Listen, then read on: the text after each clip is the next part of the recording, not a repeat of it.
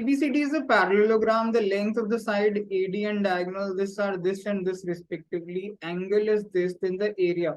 See, normally area वगैरह निकालने के question हमेशा easy होते हैं ज्योमेट्री में. But the best thing is to draw the figure. Geometry का सबसे पहला रूल है. Let's draw the figure. A B C D. Now diagonal AC is 10. Sorry, side AD and diagonal. This is 10. And this diagonal is 20, and the angle ADC that is equal to 30 degree. Okay. जब भी मुझे 30 दिखता है, then I always draw a perpendicular. So I'll draw this perpendicular AE. ऐसा reason है उसका कि ये 30 है तो मैं इसे 30, ये 90 है तो ये 60 बनेगा. Because 30, 60, 90, 45, 45, 90 should be really clear about these angles. है ना, इस तरीके के जो triangles हैं जिसमें ये angle होते हैं should be very clear about this. ये 30 डिग्री है. अब ये बहुत आसान है. 90 के अपोजिट अगर 10 डिग्री है, 10 लेंथ है, तो 30 के अपोजिट हमेशा 5 लेंथ होगी, यानी उसकी आधी होती है. ये सिंपल रूल होता है 30-60 का. मैं एक बार यहाँ पे बता भी देता हूँ. अगर ये मान लीजिए 30 है, ये 60 है, तो 90 के अपोजिट अगर साइड 2 है तो 30 के अपोजिट a होती है, और 60 के अपोजिट 2a का √3/2 यानी √3 होती है. This is what we are going to use. तो ये 5 हो गया, और ये जो DE है ना, ये 10 का √3/2 यानी 5√3 हो गया. So this is 5√3. अब ये 5 है, ये 20 है, तो हम ये भी निकाल सकते हैं बिकॉज ये भी राइट एंगल ट्रायंगल होगा. AEC में this is hypotenuse, this is perpendicular and this is base, तो it will be root of, direct लिख सकता हूँ but just for understanding purpose लिख रहा हूँ, √375. 375 क्या होता है? Root of 25 into 15 which is 5√15. या समवेयर ऑप्शन में दिख तो रहा है ऐसा कुछ. So this is the total side 5√3 plus 5√15. तो ये जो नीचे की पूरी साइड होगी 5 कॉमन लू, so it will be √3 plus √15. Right. तो इसका एरिया निकालना. एरिया क्या होता है बॉस? बेस ये है, हाइट ये है, so this into 5 into height, so it will be 5 into 5 25√3, which is option number B. That is going to be my answer. So it's a very simple question. आप base निकाल लीजिए, height निकाल लीजिए, base into height ही होता है. इसको ये समझ नहीं आया, वो इस परपेंडिकुलर को 5 इंटू इस बेस से मल्टीप्लाई कर दीजिए, √3 प्लस √15. राइट. ये दोनों 5 into 5 25 हो जाएंगे, और अंदर ये बच जाएगा. That's it.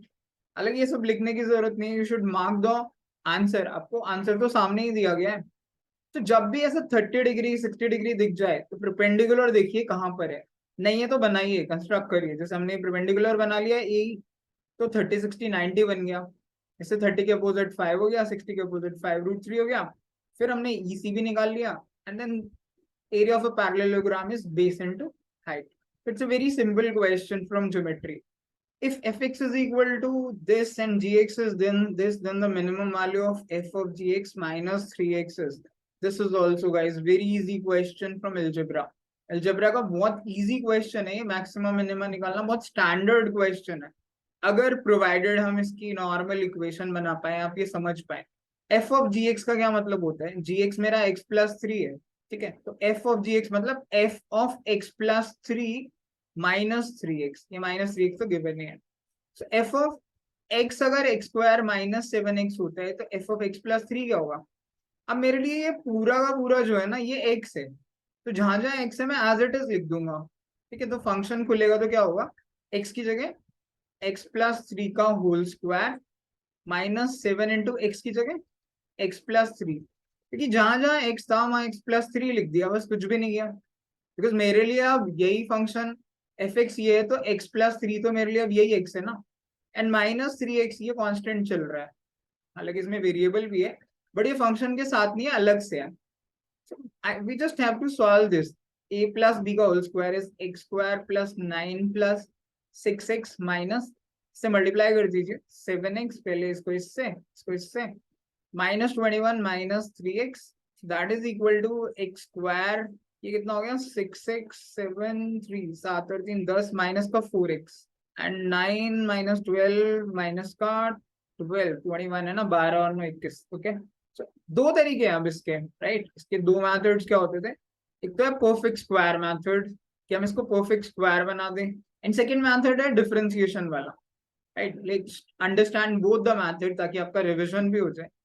परफेक्ट स्क्वायर बनाने के लिए हम इसमें क्या करेंगे, एक्स स्क्वायर माइनस 4x है तो प्लस 4 एंड माइनस 4 करते हैं। ये मैंने किया है और -12 इसमें ऑलरेडी था। ये पहली दूसरी और लास्ट की टर्म इसकी ऑलरेडी गिवन है, ये प्लस माइनस मैंने किया है। If we combine this then we can write this as x minus 2 का होल स्क्वायर, है ना, -4 और 12 16। इसकी मिनिमम वैल्यू 0 होती है, राइट, क्योंकि कोई भी परफेक्ट स्क्वायर नेगेटिव तो जा नहीं सकता, इसकी मिनिमम 0 है। तो इसकी minimum value will be -16 which is option number A, कि -16 से नीचे नहीं जाएगा। ये परफेक्ट स्क्वायर मेथड होता है ना, जिसमें हम इसको परफेक्ट स्क्वायर बनाते हैं एक्स के वेरिएबल को, और जो बच जाता है वो हमारी मिनिमम वैल्यू होती है। या फिर आप यहां से आगे ऐसे भी कर सकते थे, ये देखिए डिफरेंशिएशन हम कैसे करते हैं। So for example this is my y is equal to x square minus 4x minus 12 आया था ना। फर्स्ट डिफरेंशिएशन होता है, ये 2 आगे आ जाता है, 2x माइनस 4x का 4 बचता है और कांस्टेंट 0 हो जाता है। एंड डबल डिफरेंशिएशन ऑल्दो यहाँ पे जरूरत नहीं है, कांस्टेंट 0 हो जाता है एंड 2x का सिर्फ 2 बचता है। अगर डबल डिफरेंशिएशन पॉजिटिव है का मतलब है हम यहाँ मिनिमा निकाल रहे हैं, और अगर ये वैल्यू नेगेटिव आती है का मतलब है यहाँ पे मैक्सिमा पॉसिबल होता है इस पर्टिकुलर केस में। अभी हमारी पॉजिटिव आई तो we are trying to find minima, जो ऑब्वियसली वो मिनिमम वैल्यू पूछ भी रहा है, ठीक है, बिकॉज इस तरीके की चीजों में जो ग्राफ होता है ना वो ऐसे बनता है। तो आप मिनिमम वैल्यू बता सकते हो, मैक्सिमम नहीं, मैक्सिमम वाले में ग्राफ इन्वर्टेड होता है। आप ऐसे मैक्सिमम बता सकते हो, उसका मिनिमम वैल्यू नहीं बता सकते। और मिनिमा कहाँ पर होगा ये निकालने के लिए फर्स्ट डिफरेंशिएशन को इक्वल टू 0 रखते हैं, like 2x minus 4 equal to 0। इससे क्या आया, 2x is equal to 4 and x is equal to 2। तो जो मिनिमा होगा वो x इज इक्वल टू 2 पर होगा, लेकिन मिनिमा क्या होगा, वो ओरिजिनल में x की जगह 2 डाल दीजिए। So that will be 2 square यानी 4 minus 4 into 2 यानी 8 minus 12. So this is equal to -20 यानी माइनस का 16. So that is our minimum, जो obviously ऑप्शन नंबर ए था, हमने मार्क कर दिया था। तो ये काफी इजी क्वेश्चन है मैक्सिमा मिनिमा से, अलजेब्रा का बहुत बेसिक स्टैंडर्ड क्वेश्चन है। Shouldn't miss these questions, आप एक दो बार ये देखिए, should be able to solve it.